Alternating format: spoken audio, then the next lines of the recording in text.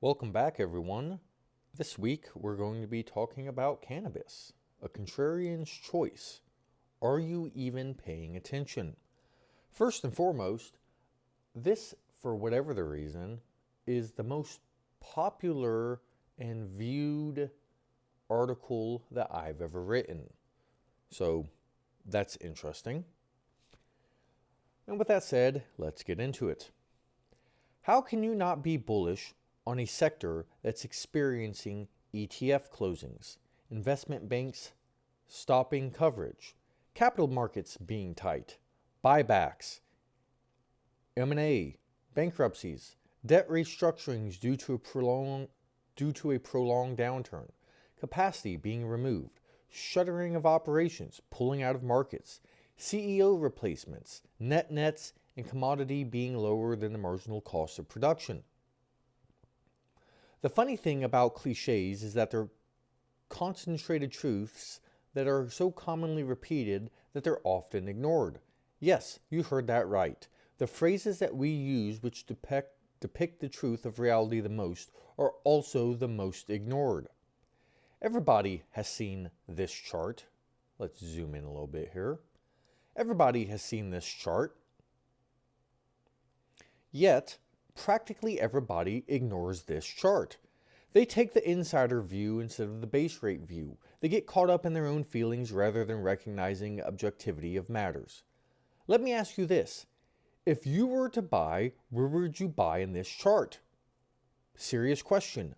Where would you buy in this chart? And the answer is the anger and depression phase. Okay, so how is this chart any different? What happened to buy when there's blood in the streets? Oh, that's right. People only adhere to such things in abstraction only. I've shared the below image, this image, before in cannabis and capital markets. Click on the link if you want to, or go to this article to then click on that link to go read that article. But I also have made a video on it. Presumably it's titled the same thing. But I've shared this image nonetheless. Might people be undershooting? As you'll see right here on the bottom, or the right image at the bottom, it says undershooting, return on investment. Investors' expectations overshoot at the top and they undershoot at the bottom.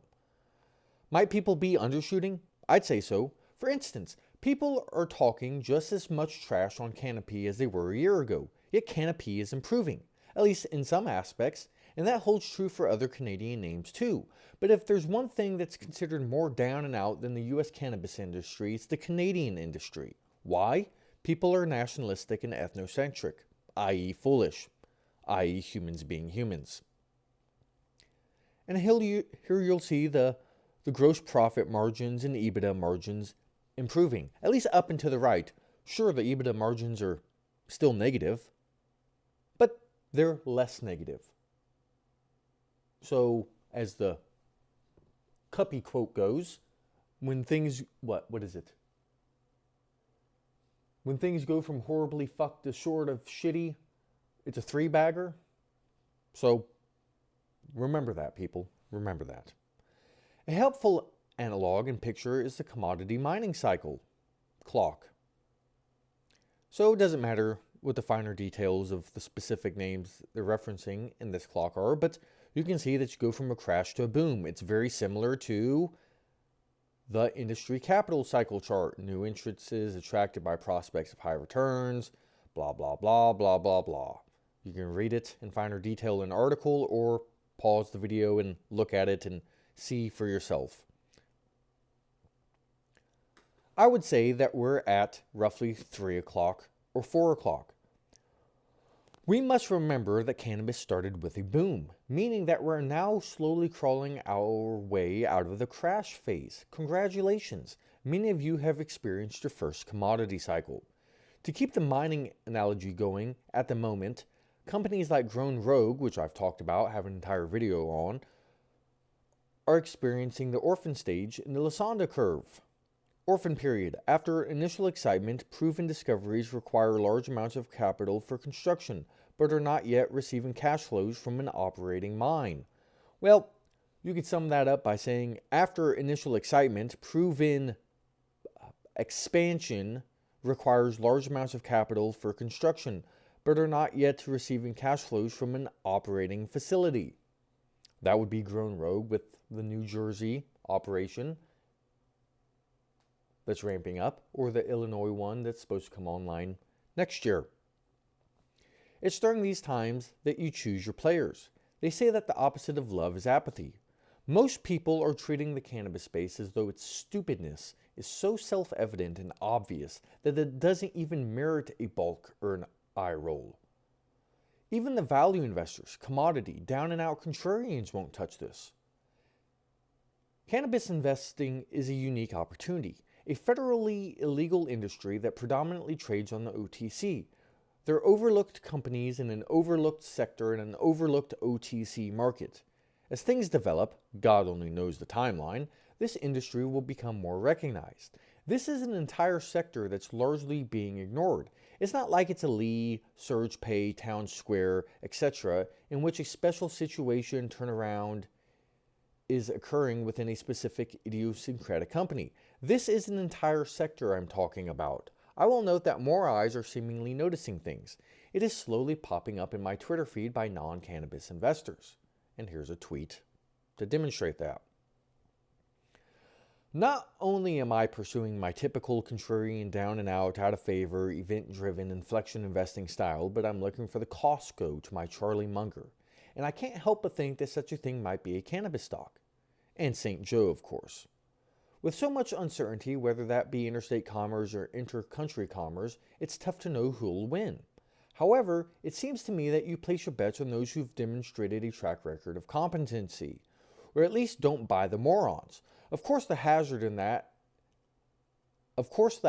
is that a lot of incompetent people will misjudge what competency looks like and thus will misallocate capital to incompetent operators. Isn't that the truth? Political sentiment is all wishy-washy or in the trash, and political sentiment is a proxy for the cannabis industry. This means that fundamentals at the business level are largely ignored and overlooked. This disconnect is creating an opportunity in my eyes. I invite you to look at most newsletters or podcasts around the cannabis space. They talk first and foremost about whatever political macro events there are, and then they touch on more local level events, and then they'll end things with a brief mention of some company-specific idiosyncratic event. Have you seen any mention of Acreage's debt refinancing in your feed? No. But I'm sure you've seen dozens of takes of interpretations of Trump's Truth Media post. At best, I've seen a sentence or two mention about Jushi or Gold Flora's debt refinancing. It seemingly is a mere passive talking point to offer a pseudo degree of professionalism to their news coverage. Plus, when you're a victim of audience capture, you pander to the people. As such, they're more than happy to pontificate and bemoan about politics for half an hour to discuss the implications of whatever political event they're discussing. Just imagine if these people alternatively treated political events like they do corporate level events. A politician said a talking point, the end. Isn't that how they treat companies in large part? A company refinanced a debt, the end. But that's not what they do at all. They elaborate and expound upon it. They discuss the implications, overarching thematic tie-ins, and tangential associations. Of course, they could do the same with corporate level events, but they don't. Outsiders view cannabis as a political event, but they have the excuse of not knowing any better. Which leads me to wonder what the sector's participants' malfunction is. What's their excuse for acting this way? I've said it before and I'll say it again.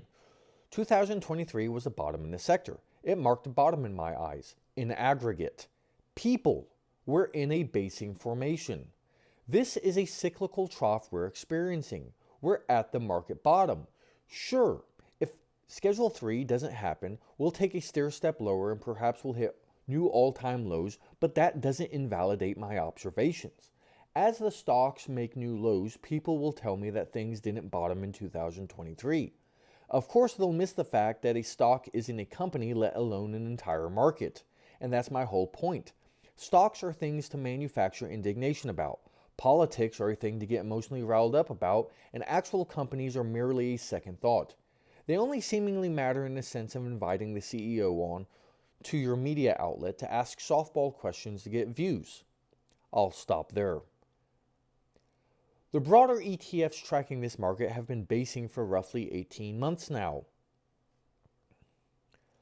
Inflection investing is all about catching the inflection which comes from a catalyst and getting in before the news hits. For instance, gross profit margins seem to have bottomed in September of 2023. And some of that's translated to EBITDA margins improving too. Return on capital is ticking up as well. Even without the political catalysts, these companies are riding the ship. Although the loose capital is long gone, that doesn't mean that companies aren't able to prolong their demise, get a second chance. So on one hand, companies are able to access money, bullish, yet the terms of those loans might not be the best, bearish. I would recommend reading the Viridian Capital Advisors Chart of the Week, link in the article. Effective cost of MSO debt by Viridian Credit Ranking. Here's some companies, GTI, Air, Jushi, so on and so forth. And the effective cost of debt. And then they go on to say, well, they say a lot of things, but one of the thing I screenshotted was, the cannabis debt market is hot. The 5 issues shown on the chart were all completed in the third quarter of 2024, with 2 weeks remaining, and account for approximately $632 million of proceeds, greater than any quarter since the fourth quarter of 2023. Is that interesting? A 3-year DMARC.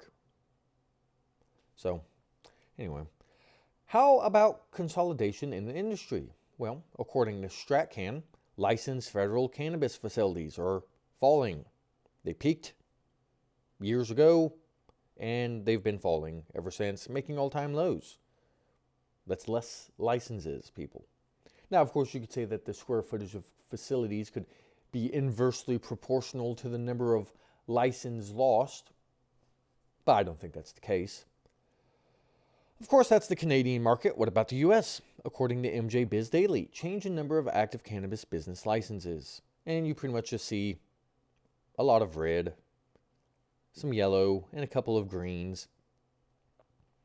And if you follow the likes of Aaron Edelheit or others such as that, you'll know that, for instance, the California market has been dropping licenses similar to how Canada has been doing so for quarters and years at this point. Of course, the question becomes what's and where is equilibrium and at how much per pound, and time will tell.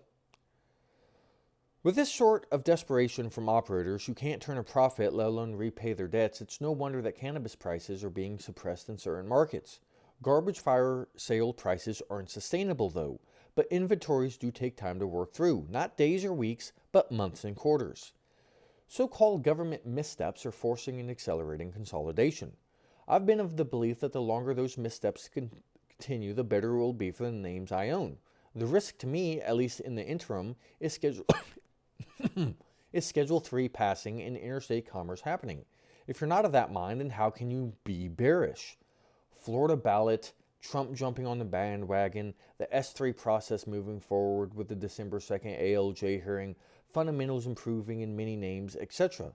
It's largely been positive developments all year long, with a lot of unanswered questions being answered or more detail being provided, and yet people still aren't satisfied. With everything I've covered today, I don't know how you're not at least taking a closer look. I don't know how commodity investors aren't taking a closer look. I don't know how inflection investors aren't taking a closer look. I don't know why value investors aren't taking a closer look. I don't understand all the complaining. To me, things are setting up positively, and I haven't even hit on consumer trend changes. Young adults' alcohol consumption has decreased.